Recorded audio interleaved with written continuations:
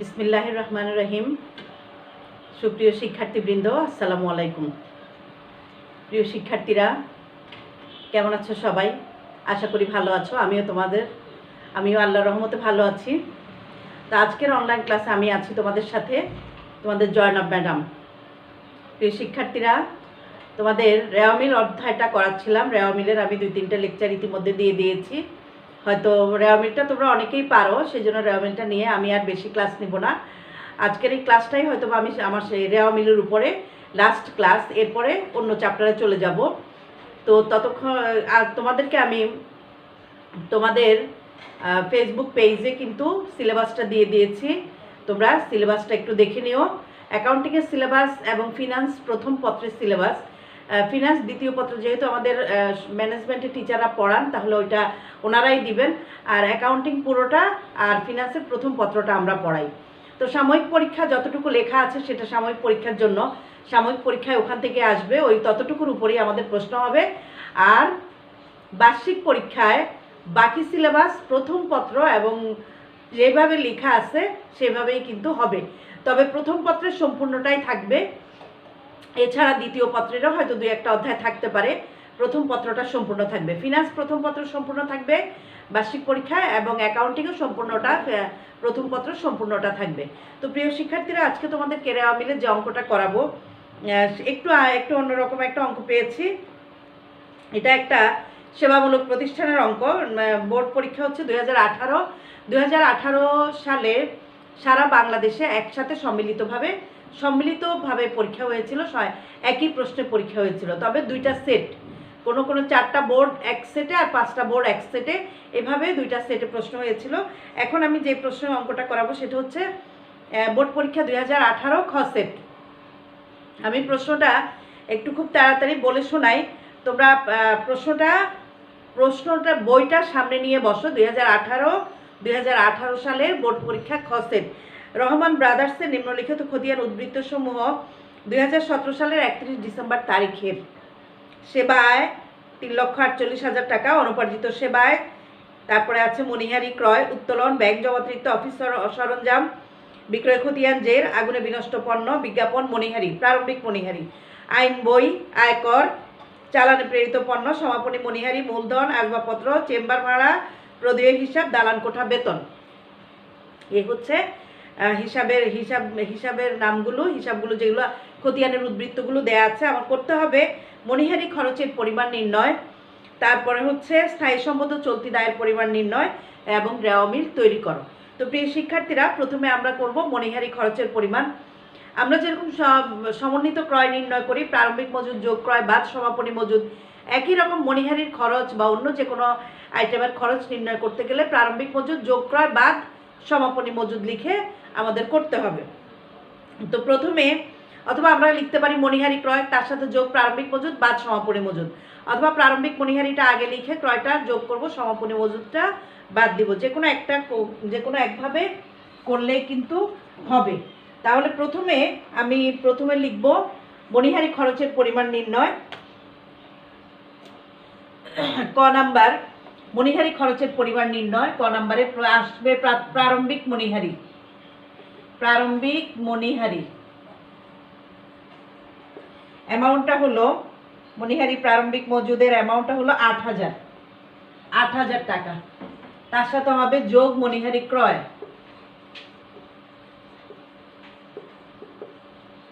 মণিহারি ক্রয়ের অ্যামাউন্টটা হলো 20,000 টাকা। তার সাথে আসবে মণিহারি ক্রয়ের পরে প্রারম্ভিক সমাপনী মণিহারিটা আসবে, সমাপনী মণিহারি 16,000 টাকা, মণিহারি সমাপনী বাদ মণিহারি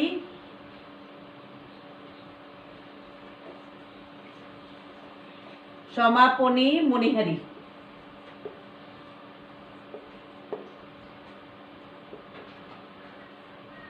যার অ্যামাউন্টটা হলো 16,000 আমরা বাদ দিয়ে দিব, অথবা এটা যোগ করতে পারি, যোগ করে বাদ দিতে পারি, অথবা আমি একসাথে লিখে দিলাম।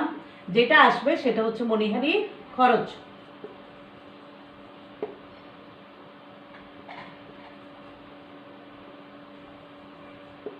এখন অ্যামাউন্টটা কত আসবে সেটা একটু ক্যালকুলেটর দিয়ে তোমরা বের করবে। 28,000, 28,000 থেকে 16,000 বাদ দিলে 12,000, 12,000 টাকা। আবার বলছি, প্রারম্ভিক মণিহারি, তার সাথে আসবে মণিহারি ক্রয়, তারপরে আসবে সমাপনী মণিহারি বাদ দিব, বাদ দিলে যেটা আসবে সেটা হচ্ছে মণিহারি খরচের পরিমাণ। এবার আমরা লিখব স্থায়ী সম্পদের পরিমাণ এবং চলতি দায়ের পরিমাণ। এই স্থায়ী সম্পদ এবং চলতি দায় আমরা নিচেও লিখতে পারি, অর্থাৎ প্রথমে স্থায়ী সম্পদ বের করে ফেলবো, এরপরে চলতি সম্পদ বের করে ফেলবো। আবার যদি আমরা পাশাপাশি লিখে করি তাও কিন্তু কোনো সমস্যা নেই, যেহেতু দুইটা আলাদা রেজাল্ট বের হবে এবং একটার সাথে একটা যোগও করতে হবে না, বিয়োগও করতে হবে না, কিছুই করতে হবে না। স্থায়ী সম্পদ ও চলতি দায় নির্ণয়। আমি এখানে যেহেতু আমাদের স্পেসটা কম, সেই জন্য স্থায়ী সম্পদ ও চলতি দায় নির্ণয় আমরা হেডিং দিব খ নাম্বার, স্থায়ী সম্পদ ও চলতি দায়ের পরিমাণ নির্ণয়। আমি দুইটা সাইড করে ফেললাম, একদিকে আমরা বের করব স্থায়ী সম্পদ, আরেকদিকে আমরা বের করব চলতি দায়। তাহলে প্রথমে স্থায়ী সম্পদের মধ্যে কি কি সম্পদ আসবে একটা একটা করে বলি। স্থায়ী সম্পদের মধ্যে সেবায় অনুপার্জিত সেবা, অফিস সরঞ্জাম থেকে শুরু হবে। অফিস সরঞ্জাম,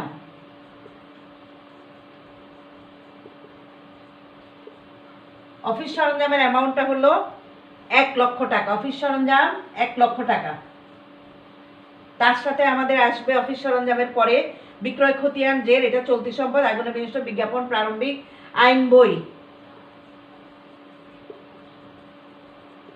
আইন বই এটা একটা সম্পদ, সে যেহেতু তিনি হয়তো বা আইন পেশার সাথে জড়িত, তাহলে আইন বই 20,000 টাকা। তারপরে আসবে, এরপরে আসবে আসবাবপত্র,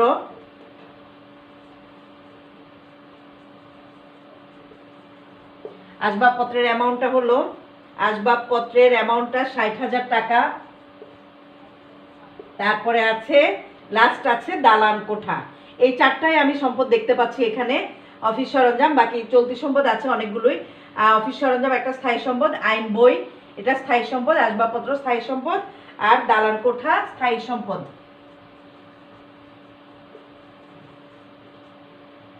দালান কোঠার অ্যামাউন্টটা হলো 75,000।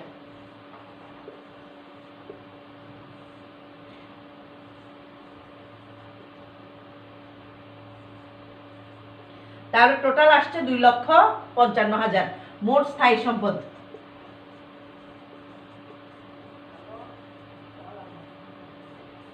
মোট স্থায়ী সম্পদ হলো 2,55,000। এবার দেখো আমাদের বের করতে হবে চলতি দায়ের পরিমাণ নির্ণয়। চলতি দায়ের মধ্যে প্রথমে আসবে অনুপার্জিত সেবা আয়, প্রশ্নের প্রথম দিকে দেওয়া আছে। অনুপার্জিত সেবা আয় হচ্ছে একটা দায়, সুতরাং এটা আসবে অনুপার্জিত সেবা আয়। অনুপার্জিত সেবা আয় অ্যামাউন্টটা হলো 60,000 টাকা। তারপরে আসবে সিরিয়ালে আসো মণিহারি উত্তোলন, এরপরে আছে ব্যাংক জমাতিরিক্ত। ব্যাংক জমাতিরিক্ত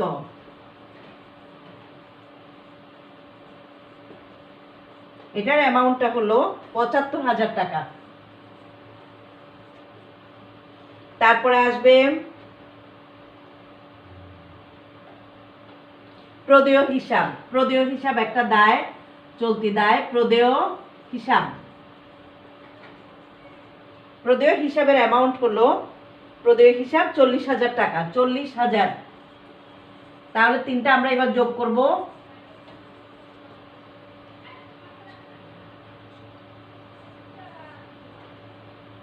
এক লক্ষ 75,000 টাকা মোট চলতি দায়। মোট চলতি দায় আমরা বের করলাম।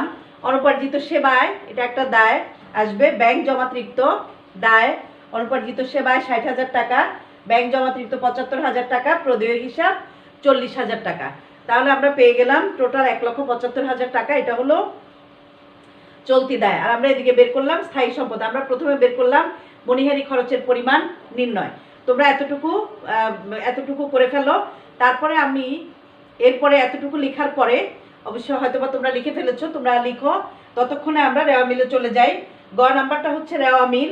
রেওয়া মিলে কী কী আইটেম আছে সেটা একটু প্রথমে সেবায়।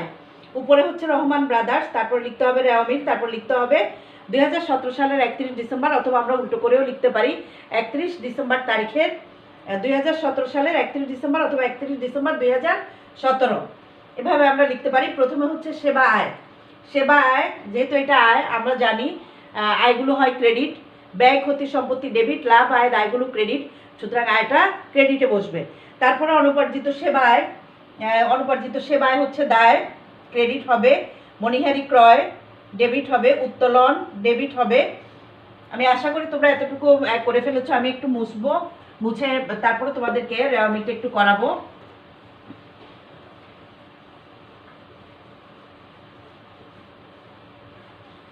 বাকি অংশটা তোমরা লিখে ফেলো।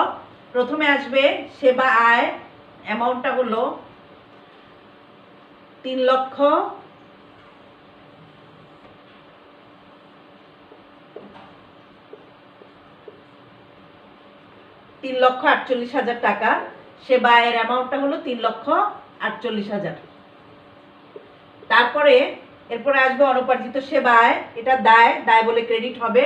অনুপার্জিত সেবা আয় 60,000 টাকা। তারপরে আছে মণিহারি ক্রয়, মণিহারি ক্রয় 20,000 টাকা, ডেবিট, এটা খরচ সেজন্য ডেবিট হবে। উত্তোলন, মালিকানা সত্ত্ব হ্রাস করে, উত্তোলন ডেবিট, উত্তোলনের অ্যামাউন্ট হলো 1 লক্ষ টাকা।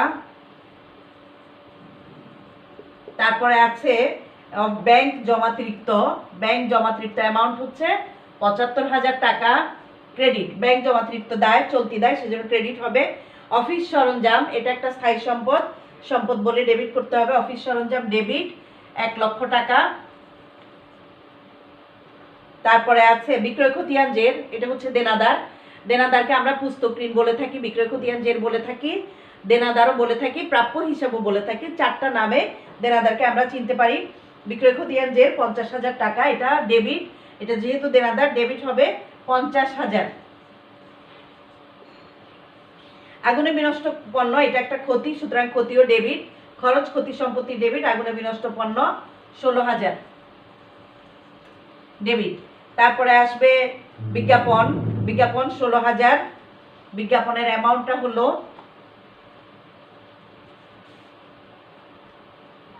বিজ্ঞাপনের অ্যামাউন্টটা হলো 16,000 ডেবিট, বিজ্ঞাপন খরচ সুতরাং ডেবিট হবে। তারপরে আসবে প্রারম্ভিক মণিহারি, আসবে সমাপনী মণিহারি এবং সমাপনী মজুদ পণ্য আসবে না। প্রারম্ভিক মণিহারি 8,000 টাকা, আসবে ডেবিট। তারপরে এরপরে হচ্ছে আইন বই, আইন বই একটা স্থায়ী সম্পদ সুতরাং ডেবিট করতে হবে। আয়কর উত্তোলনের মতো সেজন্য আয়কর ডেবিট করতে হবে। আইন বই 20,000, আয়কর 70,000। আইন বই 20,000, আয়কর আমরা লিখবো 70,000। তারপরে আমরা লিখবো চালানে প্রেরিত পণ্য, এটা মজুদ পণ্য, চালান দিয়েছি অন্যজনের কাছে, সেটা এখনো মজুদ আছে, এটা এটা বিক্রয় না হওয়া পর্যন্ত আমরা এটাকে মজুদ পণ্য মনে করব। এই জন্য এটা 80,000 টাকা ডেবিট করতে হবে, 80,000 ডেবিট। তারপরে আসছে সমাপনী মণিহারি, আমরা জানি সমাপনী মজুদ এবং সমাপনী মণিহারি এই দুটা অঙ্কে আসবে না, সাধারণত আসে না। তারপরে আছে মূলধন 2 লক্ষ টাকা, আসবাবপত্র 60,000 টাকা। আমি এবার বাকি অংশটা তোমাদের একটু দেখাচ্ছি। মূলধন এবং আসবাবপত্র,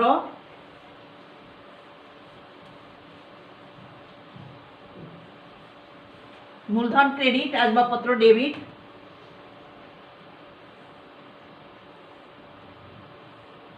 আসবে মূলধন, মূলধনের অ্যামাউন্ট আসবে ক্রেডিট দিকে, মূলধন 2 লক্ষ টাকা।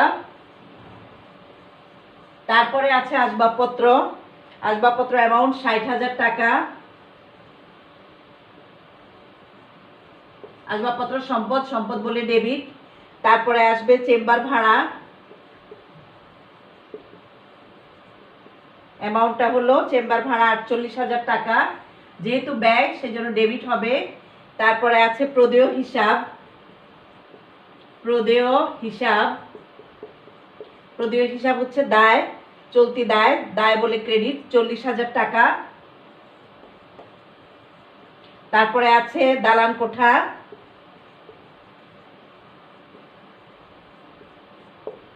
দালান কোঠার অ্যামাউন্ট হলো 75,000 টাকা ডেবিট। তারপরে আছে বেতন, বেতন কর্মচারীদের বেতন হোক আর যেই বেতন হোক, বেতন হচ্ছে ব্যয় সুতরাং ডেবিট করতে হবে 60,000 টাকা। এবার যোগ করার পালা। যোগ করে রেজাল্ট আসবে 7,23,000। এটা দুই দিকে যোগফল হচ্ছে 7,23,000। আমরা করে দেখব, সময়টা বাঁচানোর জন্য আমি লিখে দিচ্ছি 7,23,000।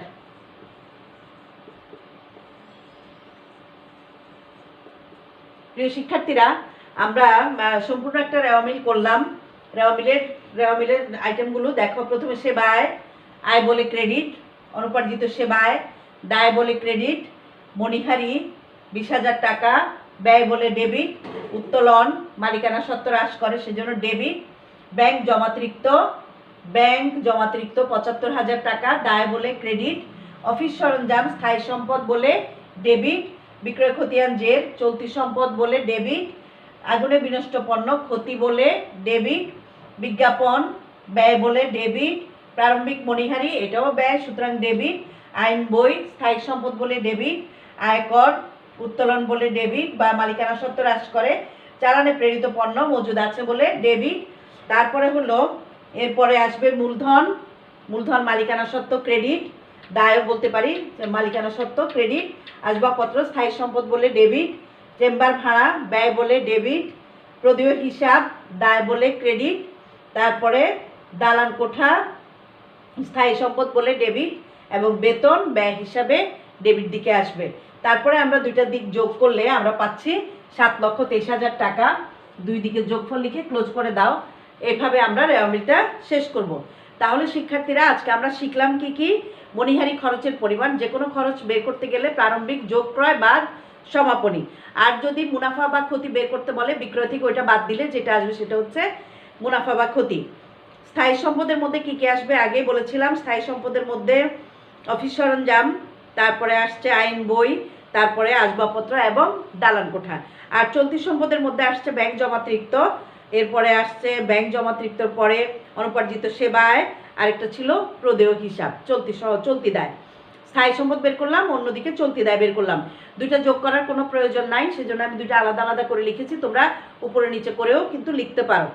তারপরে আমরা রেওয়া মিলটা করলাম। রেওয়া মিলে কী আসবে? রেওয়া মিলে ডেবিট দিকে ব্যয় ক্ষতি সম্পত্তি ডেবিট, লাভ আয় দায়সমূহ ক্রেডিট। সুতরাং রেওয়া মিলটাও আমরা সেভাবে করে দুই দিক মিলিয়ে দেখলাম যে দুই দিক মিলে যাচ্ছে 7,23,000 টাকা। উভয় দিকে যোগফল হচ্ছে 7,23,000 টাকা। তো প্রিয় শিক্ষার্থীরা, আমি রেওয়া মিল চ্যাপ্টার থেকে আর তোমাদের কোনো লেকচার দিব না। এরপরে নতুন একটা চ্যাপ্টারে যাব, কারণ রেওয়া মিল চ্যাপ্টারটা আমি দেখি অনেকেই তোমরা খুব ভালোই পারো। সুতরাং এটা আরও কিছু তোমরা বাসায় প্র্যাকটিস করবে, না পারলে আমাদের সাথে যোগাযোগ করবে, আমি বলে দিব। অথবা কোনো উত্তর না জানলে, কোনো প্রশ্ন না পেলে আমাকে নক করতে পারো, আমি ছবি তুলে তোমাদেরকে দিয়ে দিব। তাহলে আমরা এইভাবেই অঙ্কটা শেষ করলাম। প্রিয় শিক্ষার্থীরা, আমার আজকের অনলাইন ক্লাসটি আমি এভাবেই এখন শেষ করতে চাচ্ছি। তোমরা সবাই ভালো থাকবে, সুস্থ থাকবে এবং বাসায় অবস্থান করো।